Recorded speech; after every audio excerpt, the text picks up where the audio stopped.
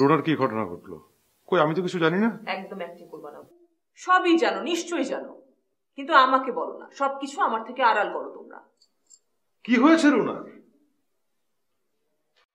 উনি আসলে তোমাকে স্পেস দিতে চান না। এখানে আমার দোষ কোথায়? তোমার দোষ একটাই, তুমি স্ট্রেট ফরওয়ার্ড, সবার মুখের উপর সব কথা বলে ফেলো আর মানুষের অপ্রিয় হও। অপু, আজকে মাসের 7 তারিখ, তুই বাড়ি ভাড়া বাসা খরচের টাকাটা তো দিলি না। মা, আমি তো সেদিনই রোজির কাছে টাকাটা দিয়ে দিয়েছি।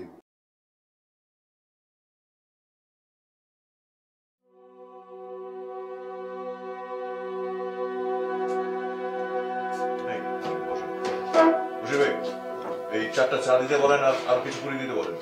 নিজাম 4টা চা সাথে পুরি দিও। ওই একই কথা, এখন পড়া যাবে না। আমি জানতাম উনি এটা বলবেন। তুই যে ফোন দিয়েছিলি একেবারে অস্বীকার করলেন। তাহলে একটা ইনফর্মাল রিডিং এর ব্যবস্থা করি কোথাও বসে। সেটা করা যায়, কিন্তু এভাবে আর কতদিন? আমরা বলে এসেছি নাটক আমরা পড়ব। আগামী শুক্রবার একটা স্পেস নিয়ে আমি সবাইকে কল দেব। আমি নিশ্চিত রিডিং এ সবাই আসবে, আর তখন উনি বুঝতে পারবেন কতটা অযৌক্তিক ছিলেন তিনি। উনি বুঝতে পারবেন না, বরং উল্টা তোমাদের সবাইকে দল থেকে বহিষ্কার করবেন। বললেই হলো, দল কি ওনার একার? আমরা চাইলে ওনাকে বহিষ্কার করতে পারি। আমি এইসব দলাদলি রেশারেশির মধ্যে নেই। আমি দরকার হলে রেপার্টরি করব অন্য নাম দিয়ে। আমি আমার নাটক করব, আর উনি থাকুক ওনার দল নিয়ে। 5 জনও পাবে না।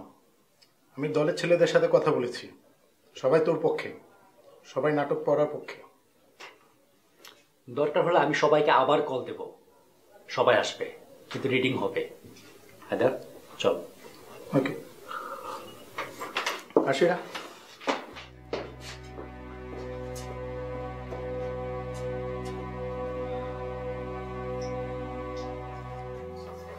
দীপু, তুমি রিডিং করো না। কেন? এটা আমার অধিকার। এখানে নোংরামি হচ্ছে। এইগুলি তো হয়ে আসছে, আমরা কি এর প্রতিবাদ করব না?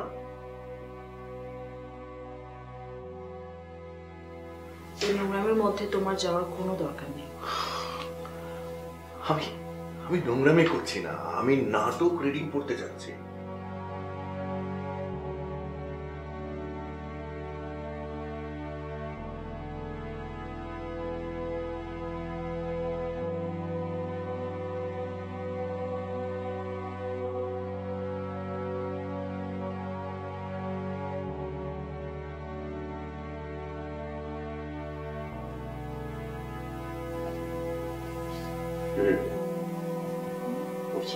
হ্যাঁ বাবা। কিছু বলবে বাবা? না রে, এমনি ভেবেছিলাম তোর এখানে একটু বসবো। বসো, জিজ্ঞেস করতে হবে নাকি? বসো।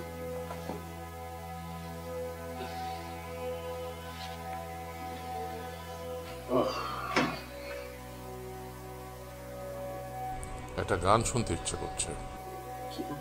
যে কোনো গান তুমি বসো। প্রিয় গানটা বাজা দেখি। জীবনও যখন শুকায় যায়।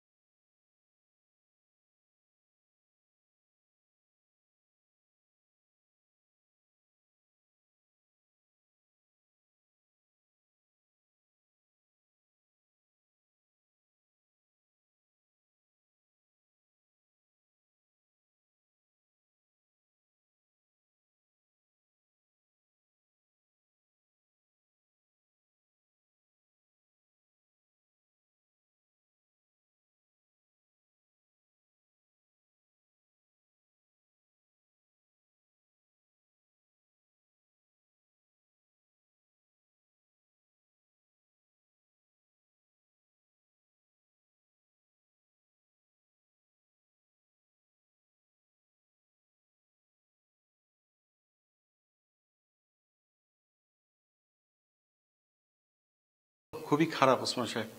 ওই এই জমির মালিক কোর্ট থেকে ইনজাংশন জারি করেছে, এখন কাজ অনির্দিষ্টকালের জন্য বন্ধ। তাহলে এখন কি করণীয়? করণীয় আর কি, ওই জাফর চাইলে হাইকোর্ট থেকে একটা স্টে অর্ডার আনতে পারে, কিন্তু মনে হয় না সে সেটা করবে।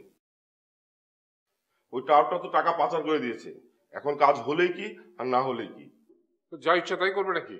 এটা কি মগের মুল্লুক? আসলে হাইকোর্ট থেকে স্টে অর্ডার আনতে খরচ হবে তো লাখ লাখ টাকা, কিন্তু স্টে অর্ডার এনে কি হবে, কাজই যদি বন্ধ থাকে।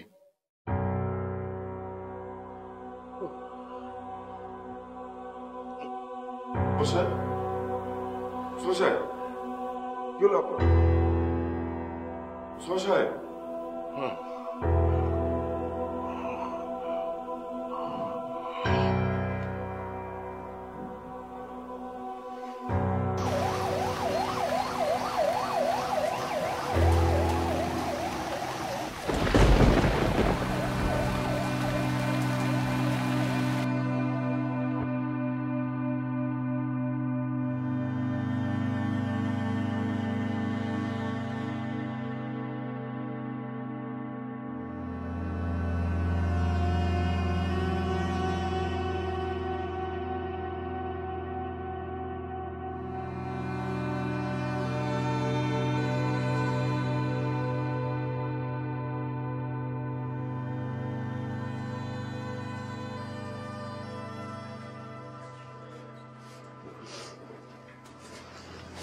ইজ টোটালি স্টেবল না, ভয় কিছু নেই।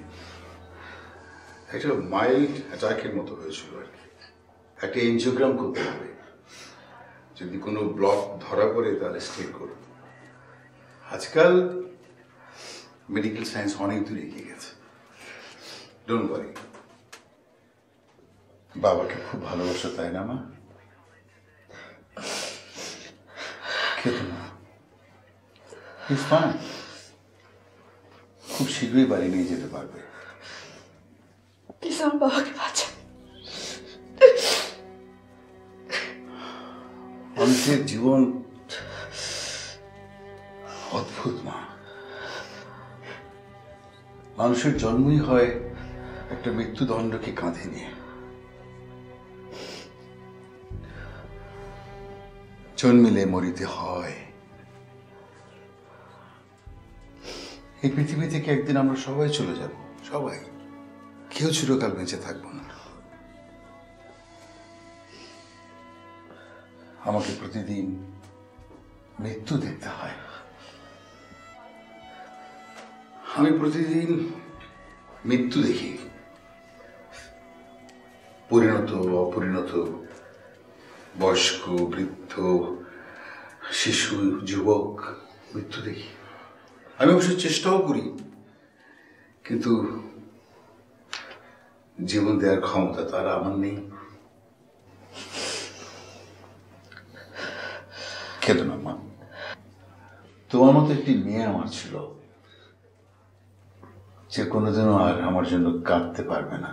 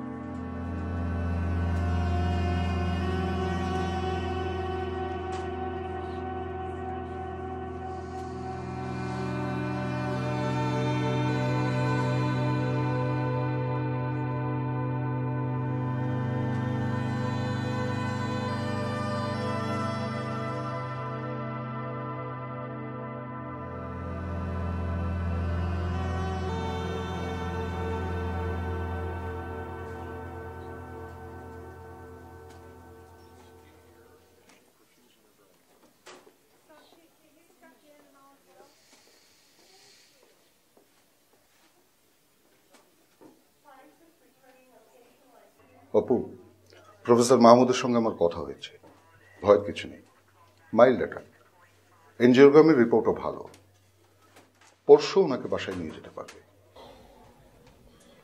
Thank you sir, thanks for your support. Thanks বলছো কেন? আমি কিন্তু এখন তোমার শুধু স্যার না, আত্মীয়। and part of your family. Thanks sir. আবার থ্যাংক ইউ বলছো? শোনো, ব্যারিস্টার রোকনের সঙ্গে আমার কথা হয়েছে। জামান অ্যাসোসিয়েট এদেশের সবচেয়ে স্ট্রং ল ফার্ম। যেহেতু ওরা আমাদেরকে বছরে কোটি কোটি টাকার বিল করে, আমার মনে হয় তোমার ব্যাপারটা ওরা গুরুত্ব দিয়েই দেখবে। Don't worry. কিন্তু মামলা মোকদ্দমা তো লেন্দি প্রসেস। কিন্তু এছাড়া তো কিছু করার নেই। ওই জাফর সাহেব লোকটাও তো ভালো না। হ্যাঁ, কি করবো আমি ঠিক আসলে বুঝতে পারছি না।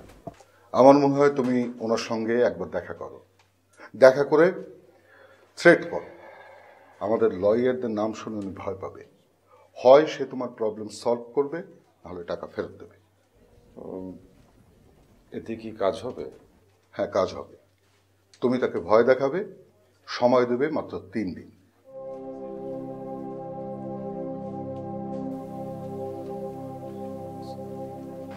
যাক, সব কিছু ঠিকঠাক মতো হয়ে গেছে, এটাই বড় কথা। আমার বাবা খুব ভালো একজন মানুষ পূজা। সেটা ওনাকে দেখলেই বোঝা যায়। তুমি চিন্তা করো না দীপু, সব ঠিক হয়ে যাবে। আচ্ছা, আমি কি ওনাকে দেখতে যেতে পারি? বাসায় নিয়ে যাই, তারপরে নিয়ে যাব। ঠিক আছে। দল নিয়ে আর কিছু ভাবলে? আমি তো তোমাকে আগেই বলেছি আমি দলটা ভাঙতে চাই না। রিজভি ভাইয়ের মতো দল চালাক। আমি তোমাকে চিনি দীপু, তুমি কষ্ট পাচ্ছ। থিয়েটারটা তুমি ভালোবাসো। এভাবে দল ছেড়ে চলে আসাটা তো তোমাকে অসুখী করবে। তা আমি আর কি করব? আমার মনে হয় রিজভি ভাইয়ের সাথে একটু আলাদাভাবে কথা বলা উচিত। আগে ওনার প্রোডাকশনটা নেমে যাক, তারপর তুমি তোমারটা করো। সে তো আমার রিডিংটাই পড়তে দিতে চান না। সেই জন্যই তো বললাম সামনাসামনি কথা বলি। তুমি না আগে আমাকে বলতে, আগে পরীক্ষাটা দাও ঠিকঠাক মতো। এখন দেখি উল্টো কথা বলছো। হ্যাঁ, উল্টো কথা বলছি, কারণ আমি চাই না তুমি পরাজিত হও। আমাকে পরাজিত কেন ভাবছো? I have done my job. আমি লেখাটা শেষ করেছি। It was not easy, it's too difficult. নাটকটা খুব ভালো হয়েছে দীপু। তাহলে পরাজিত বলছো কেন? আমি চাই তুমি নাটকটা করো। সেটা কিভাবে? ওই যে বললাম, রিজভি ভাইয়ের সঙ্গে সামনাসামনি কথা বলতে হবে।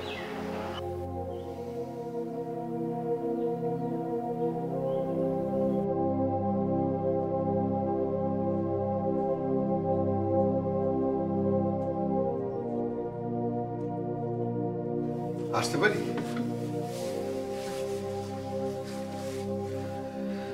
এই রিপোর্টগুলো কিন্তু খুব ভালো এসেছে। আপনি নিশ্চিন্তে বাড়ি যেতে পারেন। Thank you. ডাক্তার সাহেব, কতদিন রেস্টে থাকবেন? নর্মাল জীবনযাপন করবে, যেমনটি উনি এতদিন করতেন। শুধু মনে রাখতে হবে যে ওনার একটা হার্ট অ্যাটাক হয়েছিল। আর খাওয়া দাওয়া? খাওয়া দাওয়া ওই যে স্বাভাবিক নর্মাল যে সকল খাওয়া দাওয়া খায়, চর্বিটা, তেল এগুলো কম।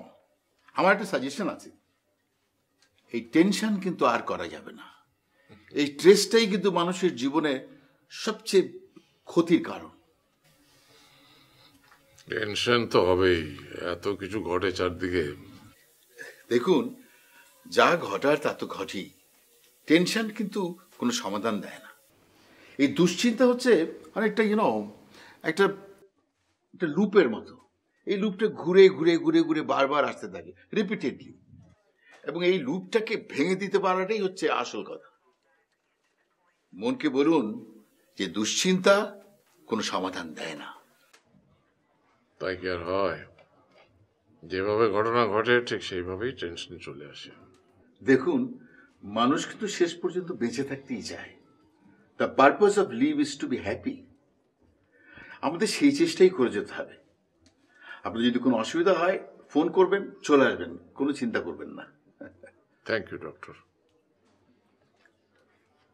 আমি আজকেই ডিসচার্জের ব্যবস্থা করে দিচ্ছি, বাড়ি নিয়ে যেতে পারবেন।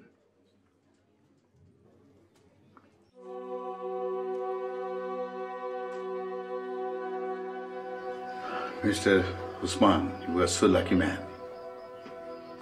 যার এরকম একটি মেয়ে আছে তার তো চিন্তা করার কোনো কারণ নেই।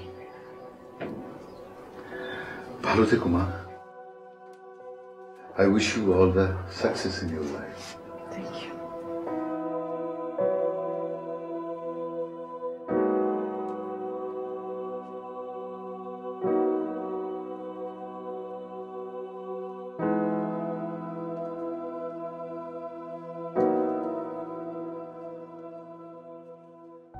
পূজা বলো। দেখেন রিজভি ভাই, আমাদের বোধহয় বসে একটু কথা বলা উচিত। বলো। না মানে বলছিলাম ফর্মালি একটা আলোচনা হওয়া উচিত। দীপুর সঙ্গে আপনি খোলাখুলি সবকিছু বলে ফেলা উচিত। দেখো, আমি তো বলেছি এখন একটা নাটকের কাজ চলছে, এর মধ্যে আরেকটা নাটকের রিডিং করা যাবে না। রিজভি ভাই, আমরা একবার সবাই মিলে বসি, দীপুর কথা আপনার শোনা উচিত। অত জ্ঞান দিও না তা হায়দার। আপনি এভাবে বলছেন কেন রিজভি ভাই? এখানে আমরা সবাই প্রাপ্তবয়স্ক, এভাবে ধমক দিয়ে থামিয়ে দিতে পারেন না আপনি? কি করতে হবে আমাকে? আমাদের সবার বসা উচিত, তারপর একটা সিদ্ধান্ত হোক। ঠিক আছে, কাল রিহার্সালের পরে বসি। রিহার্সালের পর তো দেরি হয়ে যাবে। রিজভি ভাই, আমরা রিহার্সালের আগে বসি।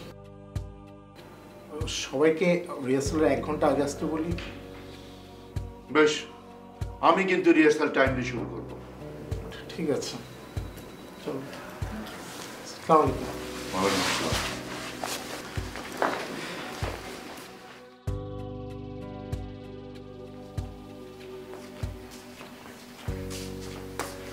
চা দেবো স্যার?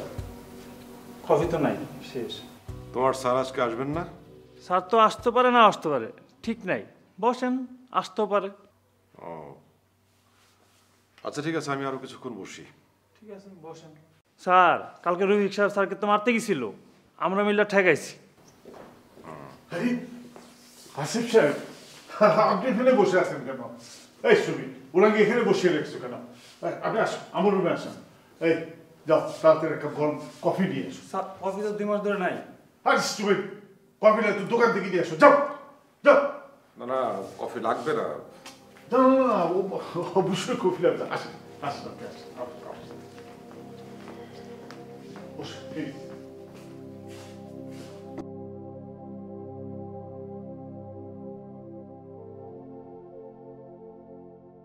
আসিফ সাহেব, আমি কিন্তু আপনার বাবাকে খুবই শ্রদ্ধা করি।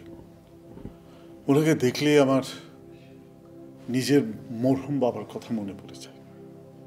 আপনার কারণে বাবা মরতে বসেছিল, এখন আইসিইউতে আছে। মাইল্ড হার্ট অ্যাটাক হয়েছে গতকাল, আপনাদের স্টে অর্ডারের খবর শুনে। বলেন কি? এখন কি অবস্থা?